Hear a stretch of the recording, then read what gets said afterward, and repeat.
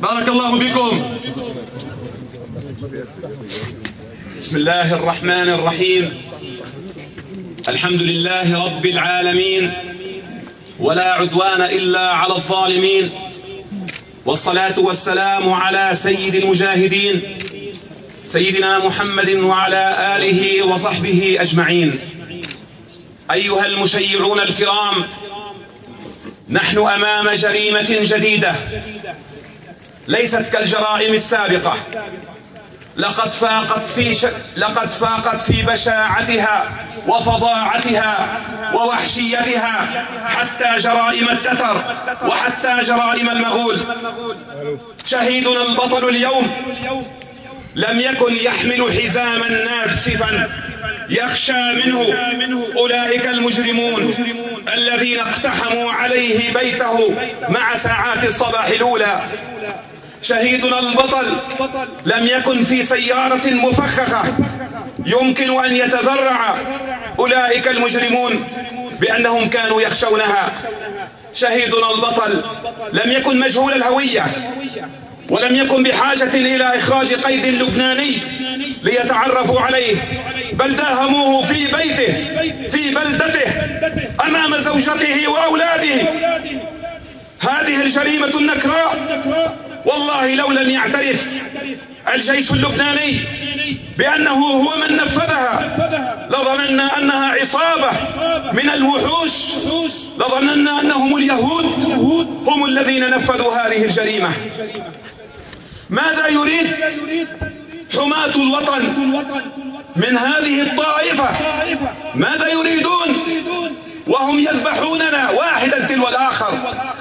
نقول لكم بإمكانكم أن تقتلوننا، بإمكانكم أن تسجنونا، لكن ليس بإمكانكم أن تستخبونا وأن تستهبلونا وتفبركوا الروايات في كل مرة تقدمون فيها على فعلة مثل هذه الفعلة.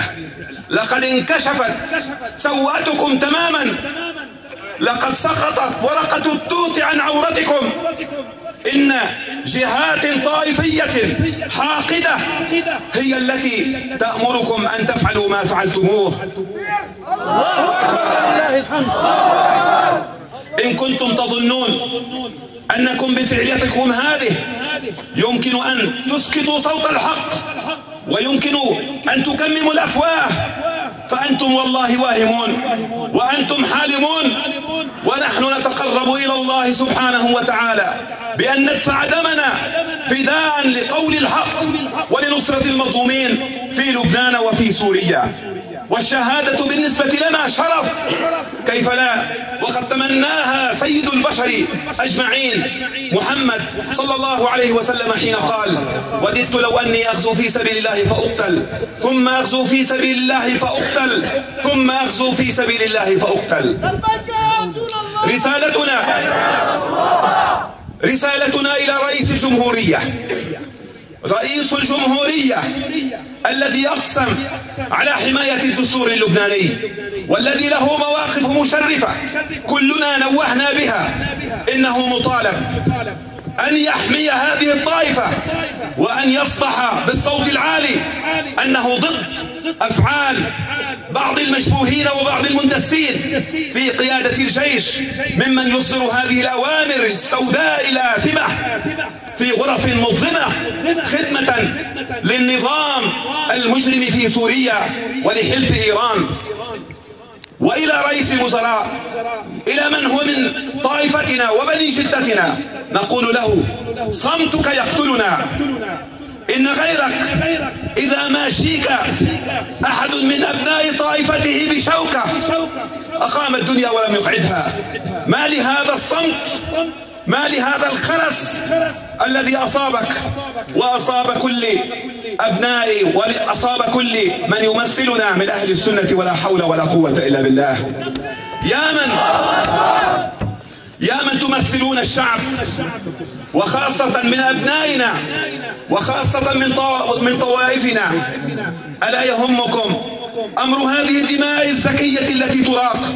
ما لنا نراكم تهرعون إلى انفجارات بعضها مفتعلة وبعضها قد يكون صحيحا، بينما لا نرى لكم أي ذكر ولا نرى لكم أي كلمة ولا نرى لكم أي تعزية ومشاركة في جنائزنا وإلى مراجعنا الدينية.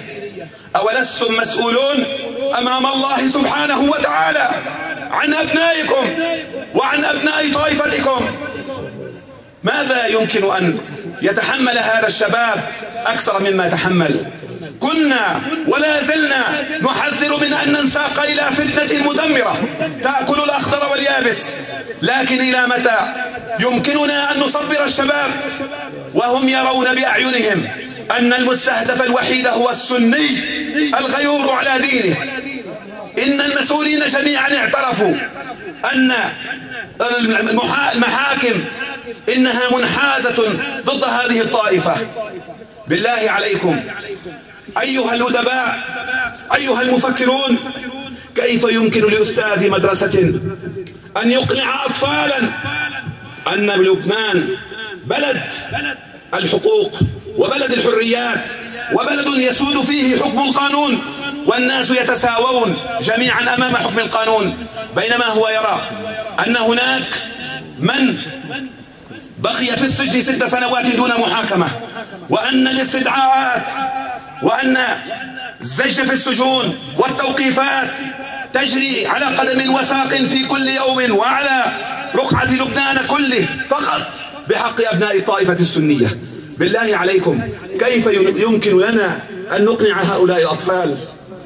إننا نطلق نداء وربما يكون نداء أخيرا، أن تكون هذه الحادثة هي نهاية المآسي، أن يكون دم أخينا البطل الشهيد فداء لهذا الوطن كله، ليعود العقلاء إلى رشدهم.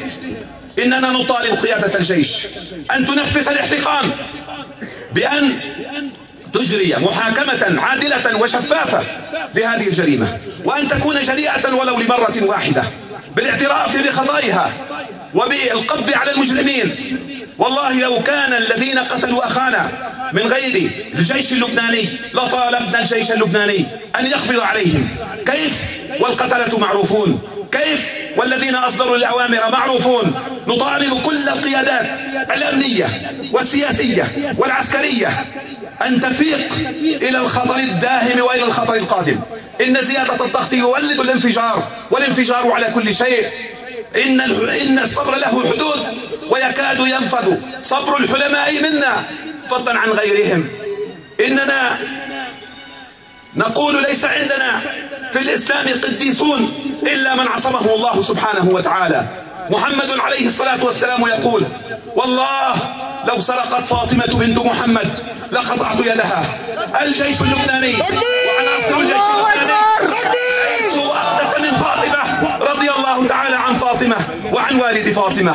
نطالبهم وبشكل سريع أن يعلنوا ولا يكون حال أخينا الشهيد كحال الشيخ أحمد عبد الواحد وغيره من الشهداء الذين سقطوا بأيدي هؤلاء الآثمين، هؤلاء المندسين، هؤلاء الطائفيين الذين لا زالوا يفتكون ببلدنا ولا زالوا يهددون الكيان اللبناني وصيغة العيش المشترك.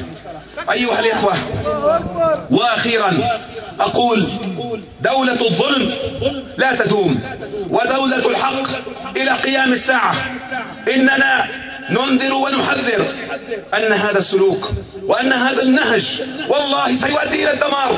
قال صلى الله عليه وسلم: إنما أهلك من كان قبلكم أنهم كانوا إذا سرق فيهم الشريف تركوه، وإذا سرق فيهم الضعيف أقاموا عليه الحد.